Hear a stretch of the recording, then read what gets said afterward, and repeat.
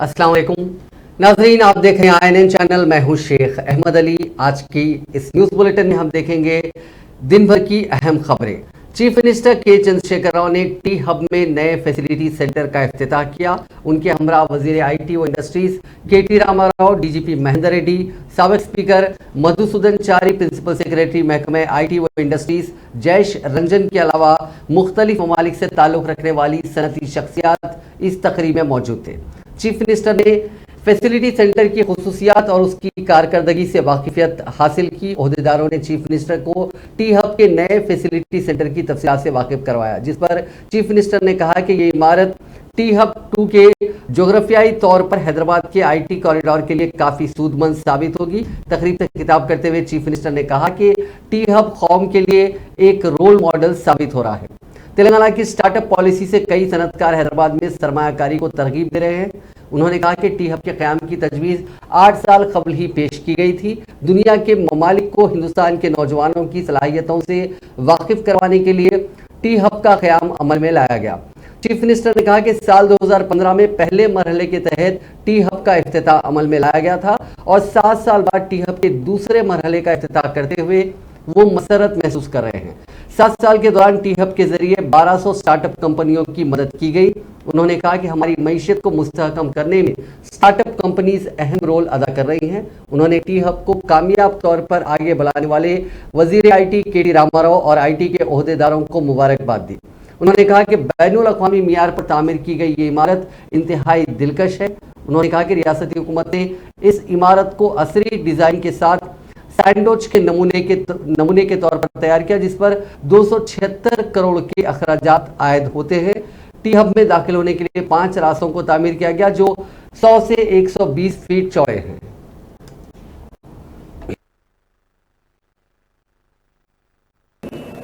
This is something very uniquely wonderful about our state. Every stakeholder, be it from academia, our research and development institutions, our corporate, have wholeheartedly come forward to synergize its activities to support innovation and entrepreneurship. We truly embody the whole of the state approach. Everyone works together and support each other.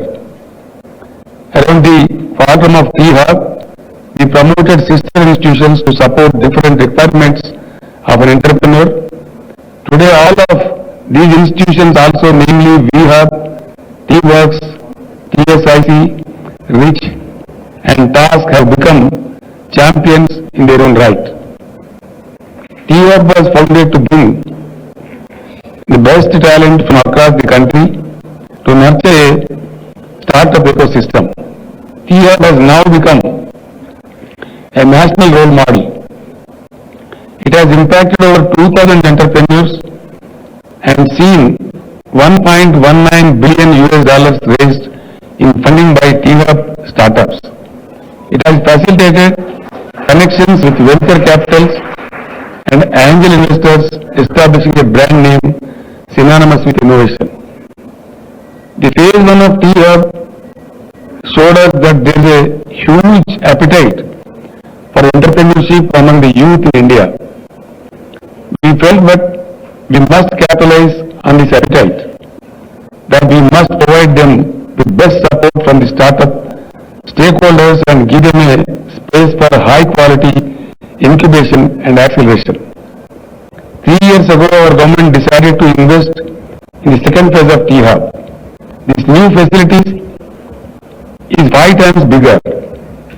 Our aim to incubate the next generation of startups that would one day be strong pillars for our Indian economy.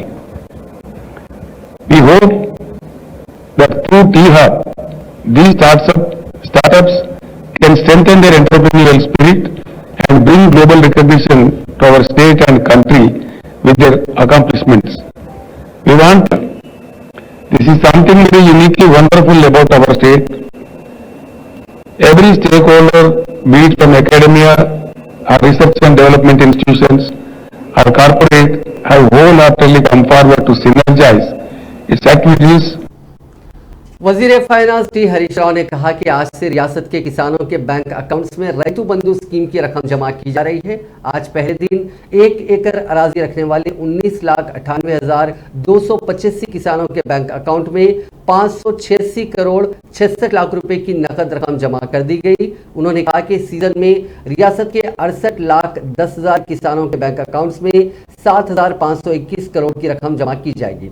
ये कोई मामूली रकम नहीं है। Chief minister Chandrashekhar Rao अपने वादे के मुताबिक हर सीजन में किसानों को रैतु बंधु स्कीम के तहत माली इमदाद फराहम कर रहे हैं। इस रकम से किसानों को फसल उगाने में काफी मदद मिल रही है। उन्होंने कहा कि तेलंगाना वो वाहिद रियासत है जहां रैतु बंधु स्कीम के तहत फी एकड़ 10,000 रुपए की नगद रकम सालाना किसानों को दी जा रही है। ऐसी स्कीम मुल्क की किसी भी रियासत में नहीं है। चंद्रशेखर राव हुकूमत ज़राअत के शोबे की तरक्की के साथ किसानों की खुशहाली के लिए भी काम कर रही है। उन्होंने कहा कि मरकज की जानिब से माली तौर पर कई तरह से परेशान करने के बावजूद केसीआर हुकूमत वक्त पर किसानों को इमदाद फराहम करने का काम जारी रखी हुई है। उन्होंने कहा कि आज रियासत भर में किसान माली इमदाद मिलने पर काफ़ी खुश हैं और कई मकामात पर किसानों की जानिब से चीफ मिनिस्टर की तस्वीर को दूध से नहलाने की इत्तलात भी मौसूल हो रही है। तेलंगाना में इंटरमीडिएट इम्तिहानात के नताइज का मंगल को ऐलान कर दिया गया, जिसमें लड़कियों ने लड़कों पर सबकत हासिल की है। जुमला 65% तुलबा कामयाब करार दिए गए। इंटरमीडिएट साल अव्वल और दुआम के गुज़िश्ता माह मुनक़िदा इम्तिहानात में 9,07,787 उम्मीदवारों ने शिरकत की थी, जिनके मिन जुमला 5,91,836 उम्मीदवार कामयाब करार दिए गए, जो 65.19% 65.19% होते हैं। साल अव्वल में कामयाब उम्मीदवारों का फीसद 63.32% और साल दुआ में क्वालिफाई होने वाले उम्मीदवारों का फीसद 67.82% है। वज़ीर तालीम पी सविता इंदिरा रेड्डी ने महकमा इंटरमीडिएट बोर्ड के अहदेदारों की मौजूदगी में नताइज का ऐलान किया। साल अव्वल और साल दुआ में लड़कों के मुकाबले में लड़कियों की कामयाबी का फीसद ज्यादा दर्ज किया गया। इंटरमीडिएट साल अव्वल के इम्तिहानात में 72.33% लड़कियों ने कामयाबी हासिल की और लड़कों की कामयाबी का फीसद 54.25% रहा।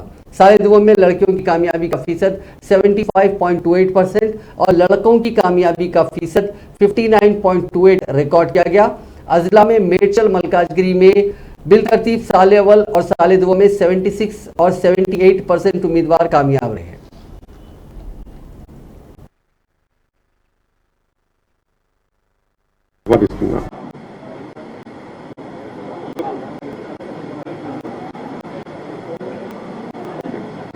With your permission,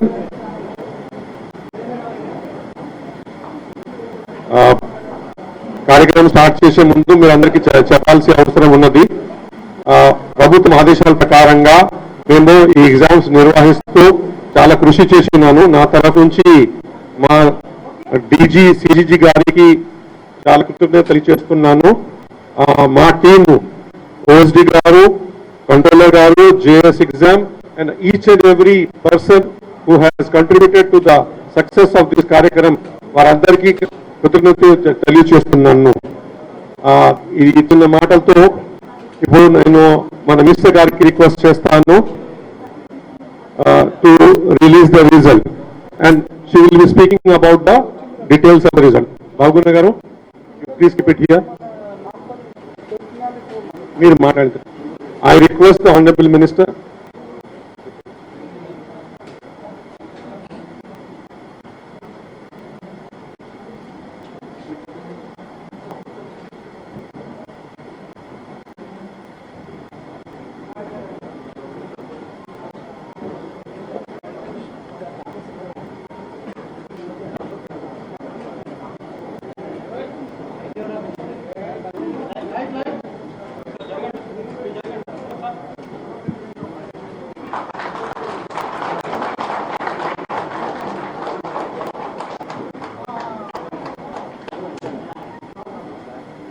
Now I request the Honorable Minister for Education to kindly address and tell us about the details of the results.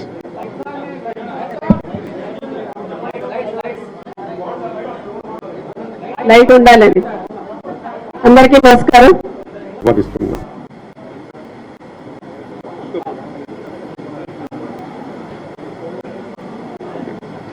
With your permission,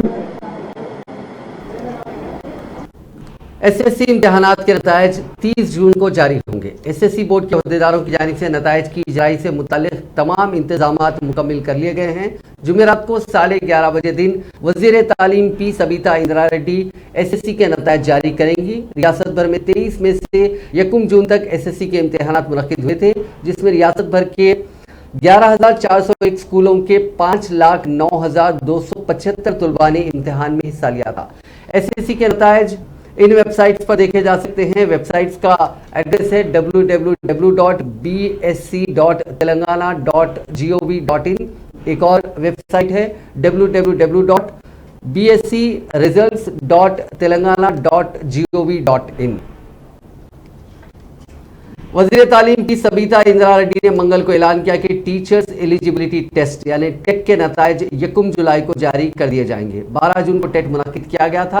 3,51,468 उम्मीदवारों ने नाम दर्ज करवाए थे, जिनके मिनजुमला पेपर 1 के टेस्ट में 3,18,506 उम्मीदवारों ने शिरकत की थी, जबकि पेपर 2 के लिए 2,77,900 उम्मीदवारों ने हिस्सा लिया था।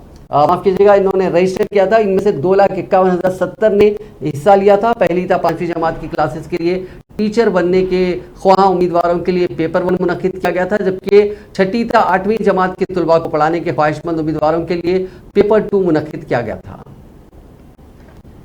आईसेट के कन्वीनर के राज रेड्डी ने बताया कि तेलंगाना आईसेट के दरखास्त फॉर्म को दाखिल करने की तारीख में मजीद 1 हफ्ते की तौसीक की गई है। उन्होंने बताया कि आईसेट दरखास्त फॉर्म दाखिल करने की आखिरी तारीख 27 जून मुकर्रर की गई थी।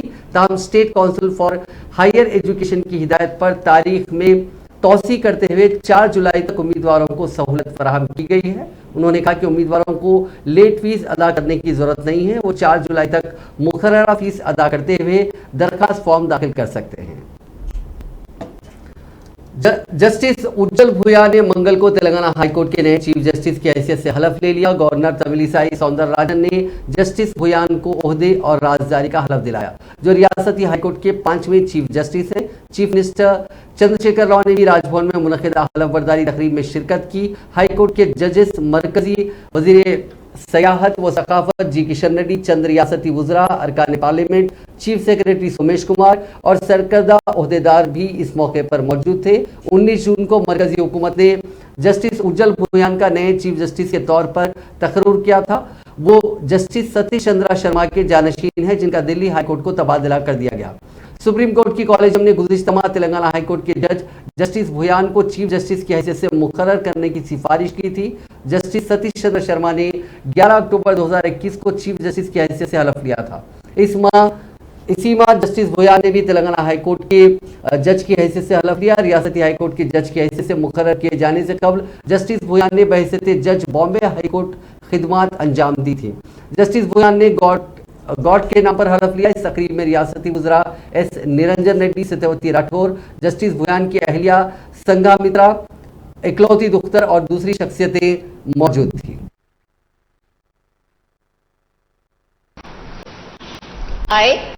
I, Justice Ujjwal Bhuyan, having been appointed Chief Justice of High Court for the State of Telangana, Chief Justice of the High Court for the State of Telangana, do swear in the name of God do swear in the name of God that I will bear that I will bear true faith and allegiance true faith and allegiance to the Constitution of India to the Constitution of India as by law established, that I will uphold the sovereignty and integrity of India, that I will duly and faithfully and to the best of my ability, knowledge and judgment perform the duties of my office without fear or favor, affection or ill will, and that I will uphold the Constitution and the laws.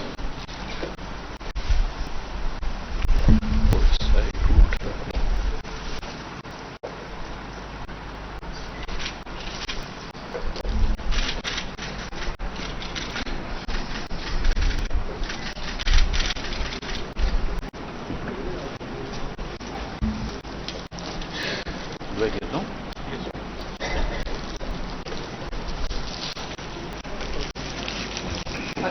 sir. Thank you, thank you. Really, we are very fortunate to have you, to CJD, and very great performance. Thank you.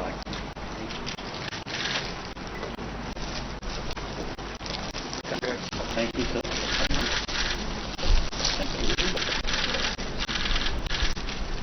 Thank you.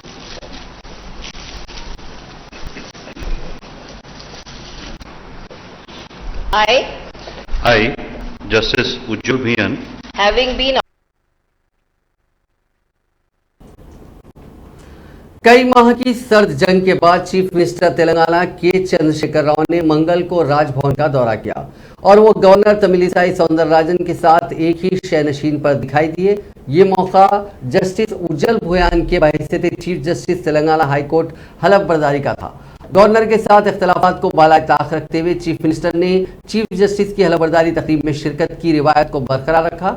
Chief minister ने इस मौके पर governor को एक गुलदस्ता भी पेश किया और उन्होंने जस्टिस भुयान को भी मुबारकबाद दी। ऐसी कयास आराइयां की जा रही थी कि गवर्नर के साथ सर्द जंग की वजह से चीफ मिनिस्टर हलफबर्दारी तकरीब से दूर रहेंगे और अलहदा तौर पर नए चीफ जस्टिस को मुबारकबाद देंगे। दोनों कायदीन के दरमियान ताल्लुकात में तरक्की के बाद चीफ मिनिस्टर का ये पहला दौरा राजभवन रहा। गवर्नर सौंदरराजन ने इल्जाम आयद किया था कि रियासती हुकूमत गवर्नर के दस्तूरी ओहदे की अहानत कर रही है। दूसरी जानिब मुख्तलिफ रियासती वुज़रा ने तनकीद करते हुए कहा था कि वो बीजेपी की तर्जुमान के तौर पर काम कर रही हैं। गवर्नर और चीफ मिनिस्टर के दरमियान इख्तलाफात में शिद्दत मार्च में उस वक्त पैदा हो गई जब रियासती हुकूमत ने रियासती मुकन्ना के बजट सेशन से गवर्नर के रस्मी खुतबे की रिवायत को खत्म कर दिया। उस वक्त भी गवर्नर ने कहा था कि रियासती हुकूमत फनी वजूहात का उज़र पेश करते हुए दस्तूरी कवायद का एहतराम नहीं कर रही है। गवर्नर ने अप्रैल में राजभवन में उगादी से कबल भी एक तकरीब का एहतमाम किया था जिसका चीफ मिनिस्टर, उनके काबिल रुफ़ा और टीआरएस के कायदीन ने बाइकआउट किया था। रियासती वजीर तलसानी श्रीनिवास यादव ने कहा कि साबिक वजीर आजम पीवी नरसिम्हा राव को भारत रत्न दिया जाना चाहिए। उनकी जयंती के मौके पर शहर हैदराबाद के नेकलेस रोड पर वाक़ टीवी घाट पर वुज़रा महमूद अली और मल्ला रेड्डी के साथ उन्होंने नरसिम्हा राव को खिराज पेश किया। इस मौके पर उन्होंने कहा कि अफसोसनाक बात है कि मरकज साबिक वजीर आजम नरसिम्हा राव को नज़रअंदाज कर रहा है। उन्होंने मुतालबा किया कि नरसिम्हा राव को भारत रत्न दिया जाए जिन्होंने माशी असलाहत के साथ मुल्क को तरक्की की राह पर गामजन किया था। उन्होंने कहा कि हुकूमत तेलंगाना ने नरसिम्हा राव की 7 साला तकारीब के सिलसिले में साल भर की तकारीब का एहतमाम किया।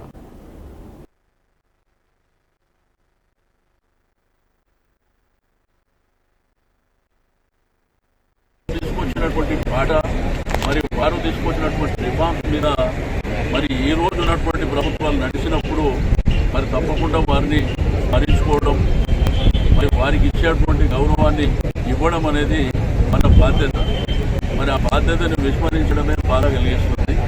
ఎవరిని విమర్శించడానికి కాదు కానీ ఎవరి స్థానంలో ఉన్న వాళ్ళకి ఆ విధమైనటువంటి గౌరవం ఇచ్చినప్పుడు సమాజం కూడా సమాజం పట్ల అభిషేకం చేస్తుంది।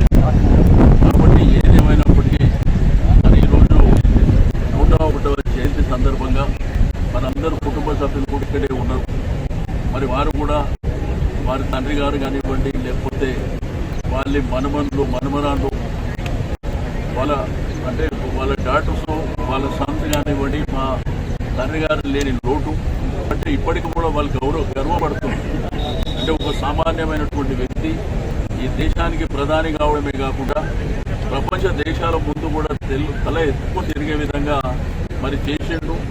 కాబట్టి ఎక్కడికి పోయినా కానీ వారి పివి నరసింహారావు గారి గురించి చెప్తుంటే నా కుటుంబ సభ్యులు కూడా సంతోషం కలిగిస్తారని చెప్పి నేను ఈ సందర్భంగా తెలియజేస్తూ మరి ఇప్పటికైనా కానీ ప్రధానమంత్రి గారు మేము ఈ సందర్భంగా వారికి ఒక డిమాండ్ అనుకో రిక్వెస్ట్ అనుకో ఏదైనప్పటికీ ఆ గౌరవాన్ని ఇప్పటికీ మరి రేపు ఎల్లుండి హైదరాబాద్ వస్తుంది కాబట్టి నేను అడుగుతున్నా టీవీ ఘాట్లు నేను ఇక్కడికి రండి, ఇక్కడికి వచ్చి మరి వారి యొక్క ఇక్కడ పీవీ ఘాట్ దగ్గర వారికి నివాళులు అర్పించడానికి రండి, వచ్చి ఒక మంచి 4 మాటలు చెప్పిపోతారని చెప్పి आइंदे हफ्ते हैदराबाद के HICC में मुनक़िद होने वाले बीजेपी की कौमी आमिला के 2 रोज़ा इजलास की तैयारियां जोरों शोर से जारी हैं।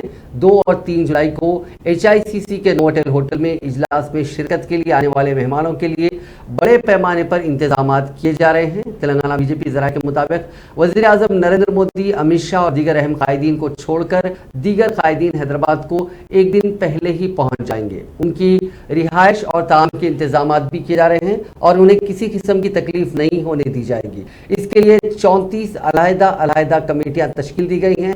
हर कमेटी अपने अपने कामों में मसरूफ है।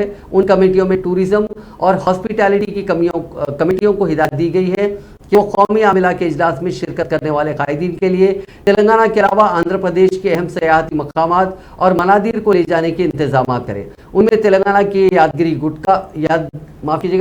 गुट्टा, नागार्जुना सागर, वरंगल का रामप्पा मंदिर और भद्राचलम की मंदिर शामिल है, जबकि आंध्र प्रदेश के तिरुपति और श्रीशैलम ले जाने के भी इंतजाम किए जा रहे हैं। रियासती हाईकोर्ट ने वजीर अखिलेती बहबूद कुपला ईश्वर की जानिब से दाखिल करदा उस दरखास्त को मुस्तरद कर दिया जिसमें उन्होंने कहा था कि उनके इंतखाब को चैलेंज करने वाली दरखास्त मुस्तरद कर दी जाए। जगतियाल जिले के धर्मपुरी असेंबली हल्के में साल 2018 के इंतखाबात में TRS की तरफ से कुपला ईश्वर और कांग्रेस से A लक्ष्मण कुमार मुकाबला किए थे। कांग्रेस उम्मीदवार लक्ष्मण कुमार ने हाईकोर्ट में कुपला ईश्वर की कामयाबी को चैलेंज करते हुए एक रिट पिटीशन दाखिल की थी, जिसमें उन्होंने बताया कि वोटों की गिनती के दौरान इलेक्शन कमीशन के अमले ने EVM के वीवीपैट्स की गिनती किए बगैर ही TRS उम्मीदवार कुपला ईश्वर की कामयाबी का ऐलान कर दिया। उन्होंने अदालत को बताया कि मुंतखबा अवामी नुमाइंदों के कानून की खिलाफ वर्जी है। इस मसले को कांग्रेस उम्मीदवार ने साल 2019 में ही हाईकोर्ट से रुजू किया था, जिस पर कुपला ईश्वर ने हाईकोर्ट में एक दरखास्त दाखिल करते हुए ख्वाहिश की थी कि कांग्रेस उम्मीदवार लक्ष्मण की रिट पिटीशन मुस्तरद कर दी जाए, क्योंकि इस रिट पिटीशन में उनकी कामयाबी के खिलाफ मुनासिब वजूहात नहीं बताई गई। दोनों फरीकैन के दलाइल सुनने के बाद हाईकोर्ट ने आज वजीर कुपला ईश्वर की दरखास्त को मुस्तरद कर दिया और कांग्रेस उम्मीदवार लक्ष्मण की दरखास्त पर अनकरीब समाअत शुरू करने का फैसला किया। तेलुगु फिल्मों के मशहूर अदाकार मोहन बाबू आज आंध्र प्रदेश के तिरुपति कोर्ट में हाजिर हुए। मोहन बाबू श्री विद्या निकेतन तालीमी इदारों के सरबराह हैं, जिन्होंने तलबा की फीस की बाज़ अदायगी की स्कीम के तहत रियासती हुकूमत की जानिब से वाजिबुल अदा रकम जारी न करने पर उस वक्त की तेलुगु देशम हुकूमत पर नुक्ताचीनी करते हुए 22 मार्च 2019 को अपने कॉलेज के सामने धरना दिया था। उस धरने की वजह से तिरुपति मदनपल्ली शाहराह पर बड़े पैमाने पर ट्रैफिक जाम हो गई थी। उस वक्त की MPDO हेमलता और MCC की टीम के अहदेदारों ने पुलिस से इस बात की शिकायत की थी। उस शिकायत में उन्होंने कहा था कि चूंकि रियासत में इंतखाबी ज़ाब्ते अखलाक नाफिज है, पुलिस या इंतखाबी अहदेदारों की इजाज़त के बगैर ये धरना दिया गया। उस शिकायत के बाद चंद्रगिरी पुलिस ने मोहन बाबू के साथ साथ उनके बेटों मंचू विष्णु, मनोज और दीगर के खिलाफ ताज़ीरात हिंद की मुख्तलिफ दफात के तहत मामला दर्ज कर लिया था। आज अदाकार इस मामले की समाअत के मौके पर अदालत में हाजिर हुए। वो तिरुपति के NTR सर्कल से पैदल अदालत रवाना हुए।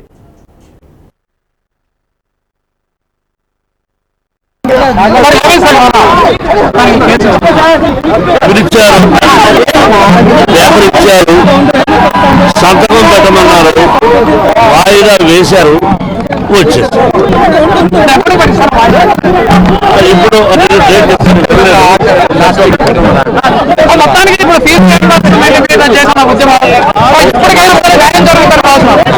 మీరందరికీ నమస్కారం. నేను ఏది మాట్లాడినా తప్పు అవుతుంది. ఒకే మాట, సమన్సు అందకపోయినా న్యాయాధిపతి రమ్మని పిలిచారు. ఆయన సమక్షంలో సమన్సు సంతకం పెట్టారు. ఇంకేదో చెప్పాలి కాబట్టి కరెక్ట్గా చెప్పాలంటే NDA की सदारती उम्मीदवार द्रौपदी मुर्मू पर मुतनाज़िया ट्वीट के लिए फिल्मसाज राम गोपाल वर्मा के खिलाफ एक और केस दर्ज किया गया। समाजी कारकुन मनोज सिंह की शिकायत पर लखनऊ की हजरतगंज पुलिस स्टेशन में एक FIR दर्ज की गई। खबरअज़ीर राम गोपाल वर्मा के खिलाफ मुतनाज़िया ट्वीट के सिलसिले में तेलंगाना में भी एक केस दर्ज किया जा चुका है। मनोज सिंह ने अपनी शिकायत में कहा कि फिल्मसाज के मुतनाज़िया ट्वीट से मजहबी जज्बात भी मजरूह हुए हैं, क्योंकि उन्होंने महाभारत के किरदारों का भी इस ट्वीट में जिक्र किया और एक खातून की अहानत की गई। Additional deputy commissioner police central zone Raghuvendra Mishra ने मंगल को बताया कि एक केस दर्ज कर लिया गया और तहकीकात करते हुए फिल्मसाज का बयान भी कलमबंद किया जाएगा। ग्रेटर हैदराबाद म्युनिसिपल कॉर्पोरेशन के कमिश्नर लोकेश कुमार ने इंजीनियरिंग डिपार्टमेंट के अहदेदारों की कारकर्दगी पर शदीद नाराजगी जाहिर की। जराये के मुताबिक उनके खिलाफ लापरवाही और तसाहुली के तहत कार्रवाई करते हुए कमिश्नर ने 38 इंजीनियर्स की एक दिन की तनख्वाह काटने का फैसला किया। इस सिलसिले में कमिश्नर जीएचएमसी ने अहकामात भी जारी किए हैं। बताया गया कि ग्रेटर हैदराबाद के हुदूद में पाए जाने वाले नालों की सफाई और दीगर कामों में लापरवाही और तसाहुली बरतने पर यह कार्रवाई की गई, जिससे आवाम को शदीद मुश्किलात का सामना करना पड़ा है। बताया गया कि कमिश्नर जीएचएमसी ने बल्दिया के इंजीनियर्स को कई मरतबा इस बात की हिदायत दी थी कि वो आवाम के जानों के लिए खतरा साबित होने वाले नालों की सफाई और एहतियाती इक़दाम करें, लेकिन जब कमिश्नर लोकेश कुमार ने शहर के बाज नालों का मायना किया तो सफाई का कोई इंतजाम नहीं किया गया था, जिस पर बरहम होकर इंजीनियर्स के खिलाफ कार्रवाई करने का ऐलान किया गया। तनख्वाहों की अदायगी में ताखीर पर तेलंगाना के सीनियर रेजिडेंट डॉक्टर्स ने आज हैदराबाद के डायरेक्टर ऑफ मेडिकल एजुकेशन के दफ्तर पर धरना दिया। Telangana senior resident doctors association के नुमाइंदों ने इल्जाम लगाया कि रियासत के मुख्तलिफ सरकारी अस्पताल में सीनियर रेजिडेंट डॉक्टर्स की हैसियत से रुजू होने के बाद से अब तक उन्हें तनख्वाहें अदा नहीं की गई। 8 महीने से वो तेलंगाना में काम कर रहे हैं, लेकिन उन्हें स्टाइफंड भी नहीं दिया गया। उन्होंने बताया कि इस मसले पर चंद दिन कबल सीनियर रेजिडेंट डॉक्टर्स ने अपने अपने मुतालिका हॉस्पिटल में धरना दिया था और ओहदेदारों को याददाश्त भी पेश की गई थी, लेकिन उनकी तनख्वाहों को अब तक अदा नहीं किया गया, जिस पर वो आज डीएमई के दफ्तर पर धरना दे रहे हैं। उन्होंने कहा कि आने वाले दिनों में वो अपने एहतजाज में शिद्दत पैदा करेंगे। चाशुम्बे के रोज सरकारी दवाखानों में आउट पेशेंट सर्विसेज का बाइकआउट करने का फैसला किया गया। स्टाइफंड का ऐलान न करने की सूरत में जुमेरात से इमरजेंसी सर्विसेज का भी बाइकआउट किया जाएगा। रियासती दारुल हुकूमत हैदराबाद के कुछ हिस्सों में मूसलाधार बारिश हुई। बारिश के पेश नजर जीएचएमसी हुक्काम को अलर्ट कर दिया गया है। डीआरएफ की टीमें भी मुतहरिक है। हुक्काम की जानिब से अहकामात जारी किए गए हैं कि बारिश के दौरान आवाम को किसी भी तरह की मुश्किलात ना होने पाए। शहर में अब से मॉनसून का सीजन शुरू होने के बाद से पिछले 2-3 दिनों से शदीद बारिश देखी जा रही है। शहर के कुछ इलाकों में मूसलाधार बारिश भी हो रही है।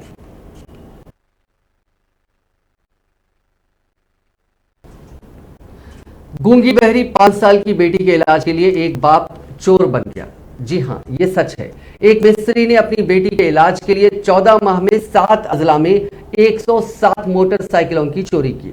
इस बात का खुलासा उस वक्त हुआ जब रियासत आंध्र प्रदेश की काकीनाडा पुलिस ने 2 चोरों को गिरफ्तार किया। एसपी रविंदर बाबू ने बताया कि इल्लेश्वर मौजूद से ताल्लुक रखने वाला एन कृष्णा जगमपेट में रहता है। इसे 2 लड़कियां हैं। उसकी छोटी बेटी जिसकी उम्र 5 साल बताई गई है, खुव्वत गोराई और समात यानी बोलने और सुनने की सलाहियत से महरूम है। उसने उसे डॉक्टर से रुजू किया और उस बेटी के इलाज के लिए उसने चोरियां करना शुरू कर दी। गुज़िश्ता साल अप्रैल में उसने एक मोटरसाइकिल की चोरी की और उसके बाद उसने कई अजला से गाड़ियां चुराई। मसरूखा गाड़ियों की लागत 23 लाख रुपए बताई गई है। पुलिस ने कृष्णा और उसके साथी दोनों को गिरफ्तार कर लिया। रचाकुंडा पुलिस ने अब्दुल्लापुर मेट में आज सुबह के अवलीन सातों में गेस्ट हाउस पर छापा मारते हुए 7 अफराद को हुक्का पीने और दीगर कवायद की खिलाफ वर्जी पर गिरफ्तार कर लिया। पुलिस जराये ने कहा कि काफी आवाज के साथ सालगिरह की तकरीब हो रही थी, जिसे अतराफ के रहने वालों को दुश्वारियों का सामना था। ऑर्गेनाइजर्स ने शराब का भी एहतमाम किया था। पुलिस ने हुक्का के पॉट, शराब की बोतलों और दीगर सामान को वहां से जब्त कर लिया। जिले आदिलाबाद में पेश आए सड़क हादसे में 10 अफराद जख्मी हो गए। यह हादसा जिले के देवनी तांडा के करीब उस वक्त पेश आया जब आरटीसी बस और लॉरी का तसादुम हो गया। इस हादसे में 10 अफराद जख्मी हो गए। जख्मियों को इलाज के लिए फौरी तौर पर रिम्स हॉस्पिटल मुंतकिल किया गया। यह बस हैदराबाद से आदिलाबाद की सिमत जा रही थी।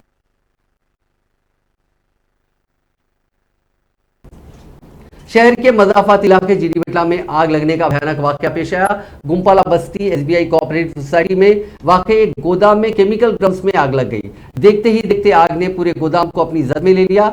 आग इस कदर भयानक थी कि दूर दूर तक शोले नजर आ रहे थे और सारे इलाके में धुआं फैल गया। 2 फायर इंजनों को तलब करके आग पर काबू पाया गया। जिले मेदक के रंगमपेट के सरकारी स्कूल में जेर तालीम तुलबा को एक ट्रैक्टर ने टक्कर दे दी, जिसमें मौके हादसे पर ही एक की मौत हो गई और चंद तुलबा शदीद जख्मी हो गए, जिनमें बाज़ की हालत तशवीशनाक बताई जाती है। यह हादसा उस वक्त पेश आया जब तुलबा स्कूल से सड़क पर आ रहे थे कि अचानक ट्रैक्टर ने उन्हें टक्कर दे दी। हादसे का सीसीटीवी फुटेज मंजर आम पर आ गया है। मरने वालों की शिनाख्त कर ली गई है। नाजरीन, इस न्यूज बुलेटिन में बस इतना ही। आप देखते रहिए INN चैनल।